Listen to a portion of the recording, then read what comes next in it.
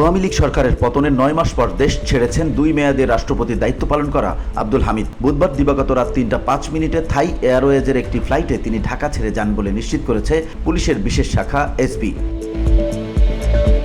পুলিশের বিশেষ শাখার প্রধান মোহাম্মদ গোলাম রসুল বলেন, তিনি গত রাতে দেশের বাইরে গেছেন। বিশ্বস্ত সূত্রে জানা যায়, রাত 11টার দিকে রাজধানীর হযরত শাহজালাল আন্তর্জাতিক বিমানবন্দরে পৌঁছান আব্দুল হামিদ। সেখানে সব নিয়মিত ইমিগ্রেশন প্রক্রিয়া শেষ করে তিনি থাই এয়ারওয়েজের ফ্লাইটে ওঠেন। ইমিগ্রেশন কর্মকর্তারা জানান, তার বিরুদ্ধে কোনো ভ্রমণ নিষেধাজ্ঞা না থাকায় তাকে যেতে বাধা দেওয়া হয়নি। আব্দুল হামিদের সঙ্গে ছিলেন তার 2 নিকটাত্মীয়।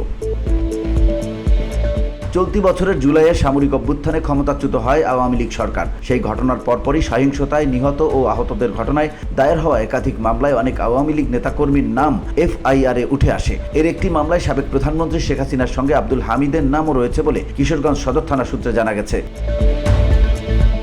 তবে এই মুহূর্তে তার দেশ ত্যাগকে চিকিৎসা সংক্রান্ত সফর হিসেবে দেখা হচ্ছে। আব্দুল হামিদ 2013 সালে রাষ্ট্রপতির দায়িত্ব গ্রহণ করেন এবং 2018 সালে দ্বিতীয় মেয়াদে নির্বাচিত হন। তার আগে তিনি জাতীয় সংসদের ডেপুটি স্পিকার ও পরে স্পিকার হিসেবেও দায়িত্ব পালন করেছেন। রাষ্ট্রপতির দায়িত্ব শেষে 2023 সালের 24 এপ্রিল তিনি বঙ্গভবন ত্যাগ করে রাজধানীর নিকুঞ্জ এলাকায় নিজ বাসায় অবস্থান করছিলেন।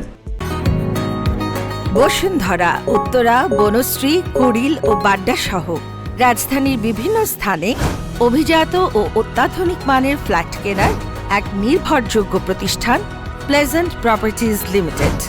তাই আপনার স্বপ্নের আবাসনের জন্য আজই যোগাযোগ করুন। Pleasant properties limited, where destiny matches eventually.